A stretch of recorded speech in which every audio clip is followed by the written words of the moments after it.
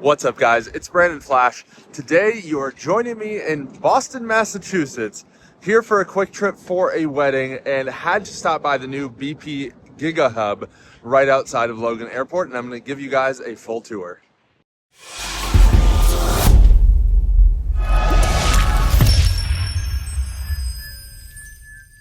So, as I mentioned, we are in Boston, Massachusetts. We're right out of Logan International Airport. I believe we're like 2 or 3 miles away. We're right outside of Hertz's kind of auxiliary facility, not their like at airport facility, but it seems like this is kind of their overflow vehicle service, all that kind of stuff facility. There's like Hertz signs all around, and it actually looks like you have to pull into Hertz to get here, but you literally turn left right before the Hertz gate. So there's the Hertz like guard shack, and then here's the entrance to the Giga Hub. So I'm gonna give you guys a full tour, show you guys around. This is an interesting site. It has a mix of Tritium and Alpatronic hardware, 150 kilowatt and 400 kilowatt, and quite a few ports. So let's get to it. So as I like to always start these site tours, we're going to start at where the power comes into the site. So here we have a 2000 kVA transformer. That's 480-277 service. That's then going to a distribution board here. This is a 3000 amp board, as you can see right there, 480-277. And then you can see BP Pulse, of course, and the address. And then this is then feeding these disconnects for the 360 kilowatt cabinets that are feeding the tritium dispensers. And what's cool is that the tritium dispensers are actually a DC microgrid. So this is outputting 950 volt DC, and then inside each of those dispensers, it's actually doing DC to DC to charge the cars. So we'll get to that in a second. And then the Alpatronic units are fed directly from this, which we'll see on the label. So this is EV main, of course.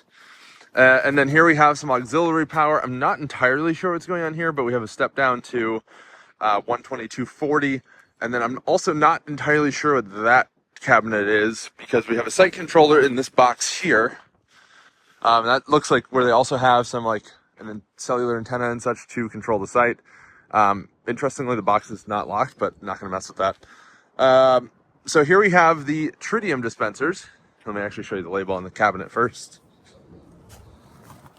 So here we have the label, so you can see max of 360 kilowatts, output 950 volt DC, and it can do up to 4 times 200 amps of that 950 volt DC. That is then fed to these dispensers. So we have 4 cabinets, and we have 8 dispensers. So there's 2 dispensers per cabinet, or 4 ports per cabinet. And these all have CCS. Let's see what rating these cables are. That's pretty snug in there. These are 350 amp cables, which is perfect for 150 kilowatt. And this port is actually down. Not entirely sure why. Pretty nice cable management clamp here. Like pretty nice, and distributes it pretty wide. But it's a kind of a spring-loaded system. But they do have like a paint protection film here, which protects it from being as damaged.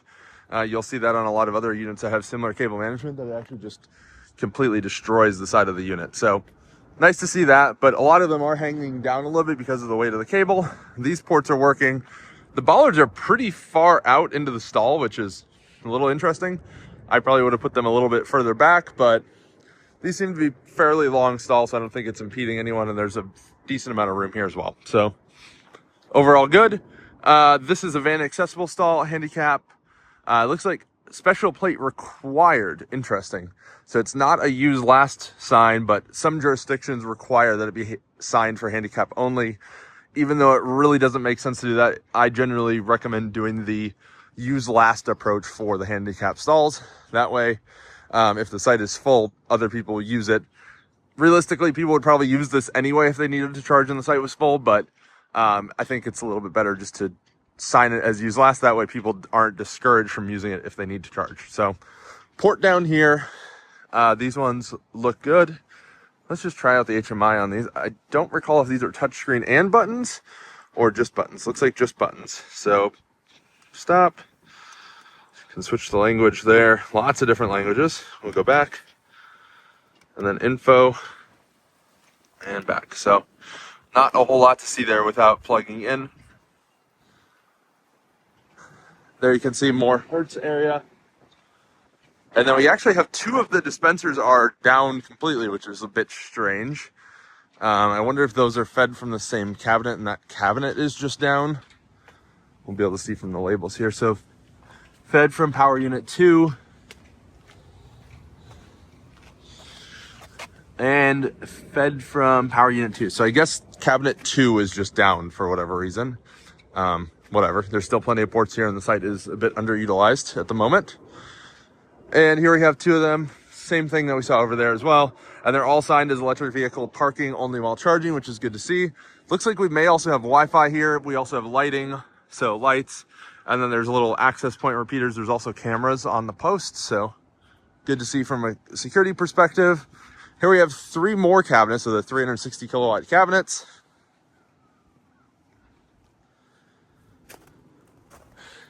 So again, 600 amp disconnects, just like we saw before, and more of the same cabinets. And this is actually the one that is down for whatever reason. So weird. We have one more over here. And then we have 2 of the Alpatronic HYC 400s, another camera, another light pole. So we'll go around the back side. I don't know why, just because. So these can output up to 600 amps at 1,000 volts. And we have the standard Alpatronic interface. It looks like they are doing time of day pricing. So 10 p.m. to 6 a.m., 36 cents a kilowatt hour, 6 a.m. to 2 p.m., 42 cents a kilowatt hour, and 2 p.m. to 10 p.m., 48 cents a kilowatt hour. You can also use the Pater for contactless or chip or tap or whatever. So you don't have to use their app. Otherwise, BP does have an app as well, the BP Pulse app. And I just got an email that they're apparently launching a new app soon. So that should be interesting. A lot of like pollen, leaves, flower petals here. I don't know what's going on there, but overall, this is a great site. Really nice to see this right outside the airport. And I think this actually makes renting an EV here a lot more practical. However, it seems it's a little bit late on that front because we rented a car here this weekend. I had to do about 400 miles driving up to Maine from Boston. And we unfortunately had to rent a gas car because the only EV option with the like President's Circle pick your own car program from Hertz was a Bolt. And that just simply wouldn't have been doable with fast charging. If it had been a Tesla, EV6, Ioniq 5, even a Polestar 2 realistically, it would have been totally doable. I even brought my charging adapters if I needed to use Tesla superchargers, since coastal Maine doesn't have a ton of charging options, but there are superchargers. So it would have been totally fine. So we'd love to hear what you guys think. If you guys have visited this site, anything you'd like to see. I would like to see more amenities. There aren't really amenities here at all. I don't even see trash cans, unfortunately. But there is a Starbucks kind of as you pull in. It looked very crowded, just being that this is right outside the airport. So not ideal in that regard either. But I think trash cans, maybe like even just porta potties realistically would be an improvement here. Because it seems like Uber drivers, Lyft drivers, are pretty frequent flyers here, and restrooms are very handy to use while you're charging. So if you haven't already, hit the like button, hit the subscribe button. I'll see you guys in the next one. Thank you guys for watching.